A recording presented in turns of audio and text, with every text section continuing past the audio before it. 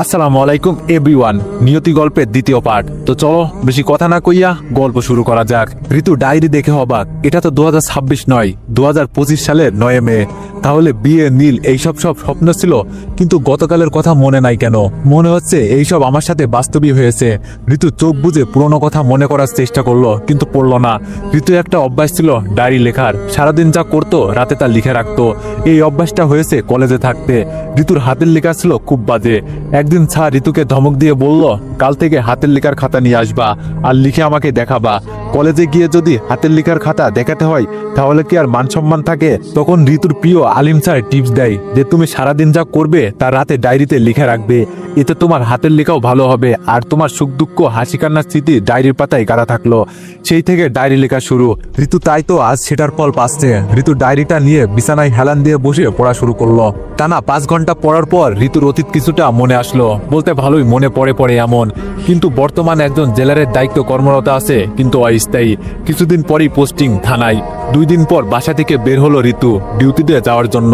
ওইদিকে জেল থেকে আসামি পালিয়েছে, সেটাও ধরতে হবে। 2 দিন ডিউটি করিনি, তার জন্য জবাবদিহি করতে হবে।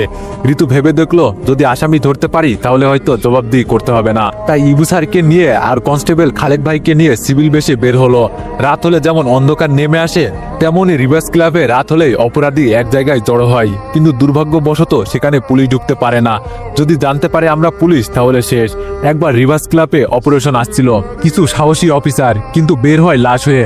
রিভার্স একজন মানুষের নাম। রিভার্সের নাম শুনলে বড় বড় লিডারদের গলা শুকিয়ে যায়। ঋতু কালো জিন্স পরে আর কালো শার্ট আর চোখে কালো চশমা, একদম ম্যাচিং করা। রিভার্স ক্লাবের সামনে সেই খাবার হোটেল যেটা স্বপ্নে এসেছিল ঋতুর। ক্লাবের ভিতর ঋতুর বিশ্বস্ত সোর্স আছে, যার ইনফরমেশন কখনো ভুল হয় না। তার কাছে এসেছে দেখা করতে। এমন সময় ইবু স্যার বলল, ঋতু তুমি হোটেলে গিয়ে বসো, আমি আর খালেক ভাই ভিতর থেকে আসি। ঋতু মাথা নাড়িয়ে হ্যাঁ বলল। ঋতু খাবার হোটেলের ভিতরে ঢুকতেই বৃষ্টি শুরু হয়ে গেল। রেস্তোরাঁর মালিক সেই আছে যে স্বপ্নে ছিল, কিন্তু সে আর চোখে তাকাচ্ছে। ভুনা খিচুড়ির ঘ্রাণ আসছে। বাবুর্চি কি আগে থেকেই জানতো বৃষ্টি হবে? ঋতু চেয়ারে বসতেই বিদ্যুৎ চলে গেল। মনে অনেক ভয় কাজ করছে। স্বপ্ন কি তাহলে সত্যি হবে নাকি? অন্ধকারে কেউ এসে ঋতুর হাত চেপে ধরে। ঋতু চিৎকার দিয়ে ওঠে। ঋতুর মন বলে এই বুঝি আমি শেষ, কিন্তু যে হাতটি ধরেছে সেই রেস্তোরাঁয় কাজ করে, টেবিল চেয়ার এইসব পরিষ্কার করে। পিচ্চি ছেলে। ছেলেটি চিচিয়ে বলল, আপা আপা আপনি ভয় পাবেন না, বলেই মোমবাতি জ্বালিয়ে দেয়। কিন্তু মোমবাতি জ্বালানোর পরেই ছেলেটিকে দেখা যাচ্ছে না, শুধু দাঁত সাদা বালির মতো চিকচিক করছে, কারণ ছেলেটি কালো কুচকুচে ছিল। ছেলেটি ছিল বেজায় দুষ্টু। দাঁত বের করে হাসি দিয়ে বলল, আপা এত ডরান কেন, বলেই চলে গেল। ঋতু ভয়ে গলা শুকিয়ে গেছে, কিন্তু খালেক ভাই আর ইবু স্যার আসছে না কেন? যে অপরাধী পালিয়েছে তাকে ঋতু কখনো দেখেনি, শুধু খালেক ভাই ছাড়া। কিন্তু অবাক করার কথা হলো 4 বছর ধরে কারাগারে, কিন্তু আজ পর্যন্ত নাকি কেউ দেখা করতে আসেনি। আর সবসময় নাকি নিজেকে কালো চাদরে ঢেকে রাখতো। ঋতু বসে আছে, এইদিক সেদিকে তাকিয়ে দেখছে, কিন্তু হঠাৎ কাঁটা চামচের শব্দ শোনা যাচ্ছে, কিন্তু মানুষ দেখা যাচ্ছে না। হঠাৎ নীলালোয় ভরে যায় হোটেল। কেউ একজন বসে আছে, কিন্তু তার মুখ দেখা যাচ্ছে না। ঋতুর মনে হলো নীল হয়তো আশেপাশেই আছে। কালো চাদরে ঢাকা লোকটি উঠে ঋতুর দিকে আসছে। এইদিকে ইবু আর খালেক ভাই হোটেলের দরজায়। খালেক ভাই দেখেই বলল, এই তো আসামি ম্যাডাম, ধরেন ওকে। হোটেল মালিক খালেক ভাইকে ডেকে বলল, উনি কে জানেন? রিভার্স। খালেক ভাই থমকে দাঁড়ায়। রিভার্স ঋতুর সামনে যায়। ঋতু ভয়ে জড়সড় হয়ে আসে। রিভার্স ঋতুর সামনে গিয়ে তাকিয়ে থাকে কিছুক্ষণ। ঋতুর কাছে চোখ দুটো চেনা চেনা লাগছে। ইবু পিস্তল বের করে গুলি চালাবে, এমন সময় রিভার্স মুখ থেকে কালো চাদরটা ফেলে দেয়। ঋতু দেখেই অজ্ঞান পড়ে যাবে, তখন রিভার্স ঋতুকে কোলে নেয় আর হাত উঁচু করে হোটেল মালিককে ইশারা দেয় মোমবাতি নিভিয়ে ফেলতে। হোটেল মালিক তাই করে। 10 সেকেন্ড পর বিদ্যুৎ আসে, কিন্তু রিভার্স আর ঋতু নেই। ইবু পিস্তল তাক করেই দাঁড়িয়ে আছে। ইবু আর খালেকের কাছে সব স্বপ্নের মতো লাগছে। অনেক খোঁজাখুঁজি করে হতাশ হয়ে 2 জন চলে যায়, আর জানাজানি হয়ে যায় 2 জনের ক্ষতি হবে। এইদিকে ঋতু জ্ঞান ফিরে চোখ মিলে তাকিয়ে দেখে সব নীল। চোখ বন্ধ করে আবার খোলে, কিন্তু সব নীল। এই দিক সেদিকে তাকিয়ে মনে হচ্ছে এটি একটি নীল পাহাড়ের গুহা। সূর্যের আলোটাও নীল মনে হচ্ছে। গুহা থেকে বের হয়ে চারিদিকে তাকিয়ে দেখে সব নীল গাছপালা, পাহাড়, পানি। ঋতু মনে হচ্ছে নীল দেশে আছে, কিন্তু এমন দেশ কোথাও আছে জানা ছিল না। কিন্তু এই নীলের মধ্যে একজন দাঁড়িয়ে আছে, কালো কুচকুচে মানুষ। ঋতুর বুঝতে বাকি রইল না উনি রেস্তোরাঁয় ছিলেন। তার পাশে বসে আছে একটি শিয়াল। কালো লোকটি কিছু বলছে আর শিয়ালটি তা খুব মনোযোগ দিয়ে শুনছে। ঋতু দাঁড়িয়ে আছে। কিছুক্ষণ পর শিয়াল এসে বলল, আপনাকে কেন ধরে আনা হয়েছে জানেন? ঋতু শিয়ালের কথা শুনে অবাক। এখন শিয়ালকে আপনি বলবে না তুমি বলবে ভেবে পাচ্ছে না।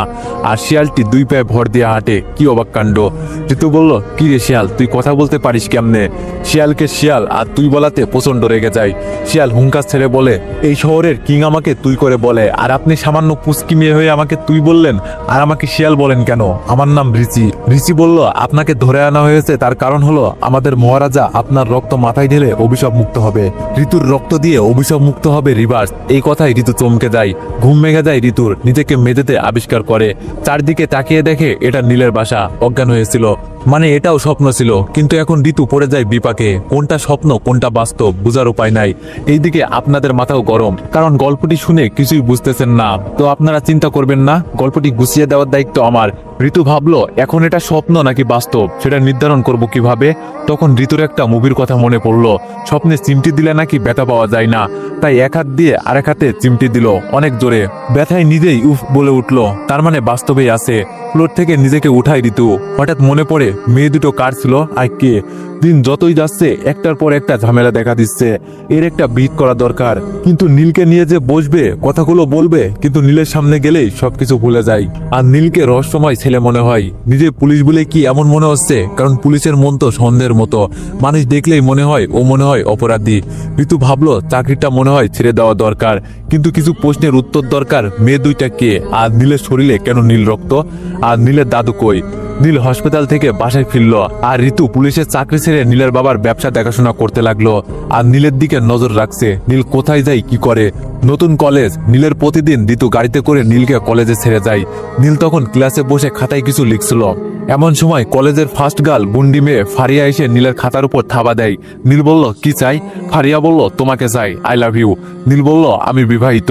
ফারিয়া কথাটা শুনে হেসে দেয়। নীল বলল, আমার কথা শুনে হাসলেন কেন? ফারিয়া বলল, হাসি পাওয়ার মতো কথা বললে হাসবো না তো কান্না করব? নীল বলল, যা সত্যি তাই বলছি। ফারিয়া বলল, সত্যির খেতা পুরি, কাল থেকে আমার সাথে প্রেম করবে, এটাই ফাইনাল, না হলে তুলে নিয়ে গিয়ে বিয়ে করব। নীল আবার বিয়ের কথা শুনে বোতলের সিপিটা খুলে ঢকঢক করে এক বোতল পানি খেয়ে ফেলে আর বলে, এইসব কি বলেন? ফারিয়া বলল, বেশি কথা বলবি না, তোকে খুব ভালোবাসি, বলে চলে গেল।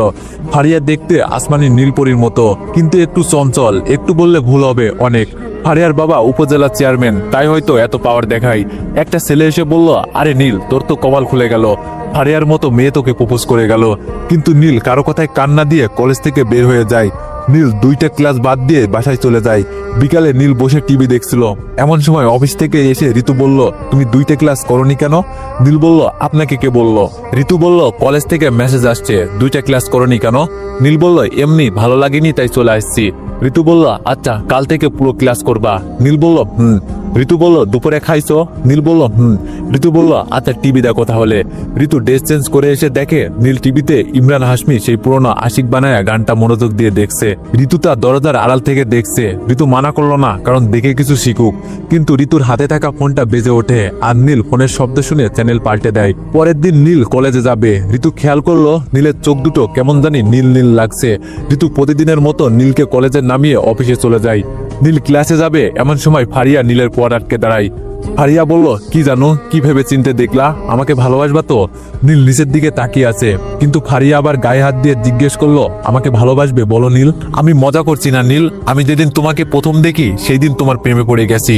নীল বলল, আমি বলছি আমি বিবাহিত, আমাকে যে প্রতিদিন নামিয়ে দিয়ে যায় উনি আমার ওয়াইফ। ফারিয়া বলল, তুমি 10টা বিয়ে করলেও আমার কোনো আপত্তি নাই, আমি শুধু তোমাকে চাই। ফারিয়া এরকম করে কোনোদিন কারো কাছে রিকোয়েস্ট করেনি, যতটা না নীলকে করছে। নীলের চোখ দুটো পুরো নীল হয়ে গেছে। নীল বলল, আমার জন্য তুমি কি করতে পারবে? ফারিয়া বলল, তুমি যা বলবে আমি তাই করব। নীল কলেজের ছাদটা আঙ্গুল দিয়ে দেখিয়ে বলল, ওইখান থেকে লাফ দিতে পারবে? ফারিয়া বলল, তুমি বললে আমি অবশ্যই পারবো। নীল বলল, চলো ছাদে যাই, লাফ দিবে। নীলের কথা শুনে ফারিয়া চলল ছাদে। নীল বলল, এইবার লাফ দাও। ফারিয়া আস্তে আস্তে রেলিং এর কাছে গেল। নিচে তাকাতেই বুকটা কেঁপে ওঠে। ফারিয়া বলল, আমি লাভ দিতে পারবো না, আমি চললাম, আমার ভালোবাসা লাগবে না। নীল ফারিয়ার চুলের মুঠি ধরে বলল, আমার যে খুনের নেশা উঠছে এটা থামবে কে, চলো তোকে মরতেই হবে। নীল টানতে টানতে ফারিয়াকে ছাদ থেকে ফেলে দিল। 5 তলা থেকে ফারিয়াকে ফেলে দেওয়া হলো। ফারিয়ার এক সাইড থেতলে গেছে, রক্ত ভিজে গেছে, পুরো কলেজ থমকে গেছে। ক্লাস থেকে সব স্টুডেন্ট স্যার বের হয়ে আসছে। আমি নীল, মাথায় একটা কথায় ঘুরপাক খাচ্ছিল, কাউকে খুন করতে হবে, তা না হলে শান্তি লাগবে না। আমার কাছে খুন করা একটি নেশা, যা মাঝে মাঝে ভয়াবহ রূপ ধারণ করে। পাকা পেঁপে যেমন উপর থেকে ছেড়ে দিলে থেতলে যায়, তেমনি ফারিয়ার দেহটা হয়ে গেছে। আর ফারিয়ার মাথাটা একটি ইটের উপর পড়ায় মাথা ফেটে রক্ত বের হচ্ছে, আর মস্তিষ্কগুলো ছড়িয়ে ছিটিয়ে পড়ে আছে। এইসব দেখে কলেজের অনেক স্টুডেন্ট জ্ঞান হারিয়ে ফেলছে, কিন্তু নীল পিছন থেকে মুখ লুকিয়ে হাসতে লাগলো দাঁত বের করে। নীল খুনের নেশায় আছে। নীলের মনে এখন একটু শান্তি লাগছে। নীলের সৌভাগ্য যে নীলকে কেউ দেখে নাই, না হলে ফেসে যেত। পরের দিন একটা স্যারও কলেজে নেই, সব জেলে। ফারিয়ার বাবা মামলা করছে কলেজ চলাকালীন কিভাবে একজন স্টুডেন্ট ছাদ থেকে পড়ে যায়। ফারিয়ার বাবা উপজেলা চেয়ারম্যান হওয়ায় বড় বড় নেতাদের সাথে ভালো লিঙ্ক আছে, তার জন্য কলেজে এত তোলপাড় হচ্ছে। পুরো কলেজও ফারিয়ার হত্যার তদন্ত চলছে। প্রত্যেক স্টুডেন্টদের বাসায় বাসায় গিয়ে গোপন তদন্ত করা বা সাধারণ জিজ্ঞাসা করা হচ্ছে। ফারিয়ার বাবার এক কথা, তার মেয়ে আত্মহত্যা করেনি, খুন করা হয়েছে। শুধু হত্যাকারীকে একবার দেখতে চাই। ঋতু অফিসের চাপে কিছুদিন ধরে নীলকে কলেজে ছেড়ে যেতে পারে না, তাই কলেজে কি হয়েছে তা জানে না। তদন্তের দায়িত্ব পেয়েছে ওসি আকবর, সেই আকবর যে নীলকে একবার অ্যারেস্ট করেছিল। তিনি আবার বদলি হয়ে এসেছেন, এবার হয়তো পুরো ঝামেলাই হবে। রাত 11টা বাজে, হঠাৎ কলিং বেলটা বেজে উঠল। ঋতু ঘুম ভেঙে যায়, চোখ খুলে দেখে নীল ঋতুকে জড়িয়ে ধরে শুয়ে আছে। নীলের ছোট ছোট নিঃশ্বাস ঋতুর গলায় পড়ছে। নীল কেমন করে ঘুমাচ্ছে তা ঋতু দু চোখ ভরে দেখছে। আবার কলিং বেলটা বেজে উঠল। এবার ঋতু বিরক্ত বোধ করলো। দেয়াল ঘড়ির দিকে তাকিয়ে দেখলো রাত 11টা 5 বাজে। এত রাতে আবার কি আসলো? ইচ্ছা না থাকা সত্ত্বেও আস্তে আস্তে উঠে দরজা খুলে দেখে সেই ওসি আকবর দাঁড়িয়ে আছে। অবাক হয়ে যায় ঋতু, ইনি আবার এখানে কেন? ঋতু বলল, আপনি? আকবর বলল, জি আমি। অবাক হচ্ছেন? বলছিলাম না আবার দেখা হবে। দেখা হয়ে ভালোই লাগলো। ঋতু বলল, কি চান এত রাতে সেটা বলেন। ঋতু ভুলে ওন্নাটা বিছানায় ফেলে চলে আসে, ফলে ঋতুর দেহের কিছু অংশ ওসির নজর পড়ে। ওসি বলল, কি চাই এত রাতে, বুঝতে পারেন না? নজরে তাকাই। ঋতু বলল, মানে? আকবর বলল, মানে হচ্ছে এটা তো নীলের বাসা। ঋতু বলল, জি তো? আকবর বলল, আমরা নীলের সাথে দেখা করতে চাই। ঋতু বলল, কারণ বলেন, নীলকে কি দরকার? আকবর বলল, নীলের স্কুলে একটা মেয়ে খুন হয়েছে, সেটার জন্য প্রত্যেক স্টুডেন্টের বাসায় গিয়ে সাধারণ জিজ্ঞাসা করা হচ্ছে। ঋতু বলল, এত রাতে একটা স্টুডেন্টের বাসায়? আমাকে কি আইন কানুন শিখাবেন আবার? কোনো ওয়ারেন্ট আছে দেখান দেখি। এইবার ওসি একবার ভেবাচেকা খেয়ে যায়। সত্যি তো, এত রাতে আসা ভুল হয়েছে, আর ঠিকানাটা খেয়াল করা হয়নি, তাহলে দিনেই আসতাম। ওসি বলল, ওকে, তাহলে কাল দিনেই আসবো, তখন তো বাধা দিতে পারবেন না। ঋতু চিন্তায় পড়ে গেল। নীলের কলেজে খুন, আর নীল তা ঋতুকে বলেনি। ঋতু খাটের উপর উঠতেই বৃষ্টি পড়তে লাগলো, আর হালকা বাতাস। ঋতু বিছানা থেকে নেমে জানালার কাপড়গুলো টেনে দিল।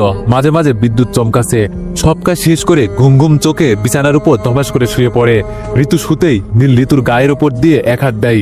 ঋতুর চোখগুলো তখন গোল গোল আকার ধারণ করে, কারণ হাত দিছে ঋতুর বুকের উপর। ঋতুর চোখের ঘুমগুলো দৌড়ে পালায়। নীল তখন ঋতুকে চাপ দিয়ে ধরে একটানে নিজের বালিশে নিয়ে আসে। ঋতু বোকার মতো শুধু তাকিয়ে তাকিয়ে দেখছে। তারপর নীল এক হাত দিয়ে ঋতুর গোলাপের পাপড়ির মতো ঠোঁটে স্পর্শ করে, আর চোখের পলকেই পিচ্চি ছেলেটা ঋতুর ঠোঁটে নিজের ঠোঁট ডুবিয়ে দেয়। ঋতু তো পুরোই আশ্চর্য হয়ে গেছে, তার পিচ্চি জামাইটা এত বড় হয়ে গেছে জানাই ছিল না। নীলের হাতটা তখন ঋতুর, বাকিটা ইতিহাস। সবশেষে নীলের মাথাটা ঋতুর বুকে। ঋতু তখন বলল, এখন উঠো। ঋতু নীলের মাথা ধরে তুলে কপালে কিস করে মুচকে হাসি দিয়ে মুখের দিকে তাকাতেই ঋতু চিৎকার দিয়ে বিছানা থেকে পড়ে যায়। তো এভরিওয়ান, নেক্সট পার্টের জন্য সবাই 1.6K লাইক কমপ্লিট করে দিও। ধন্যবাদ।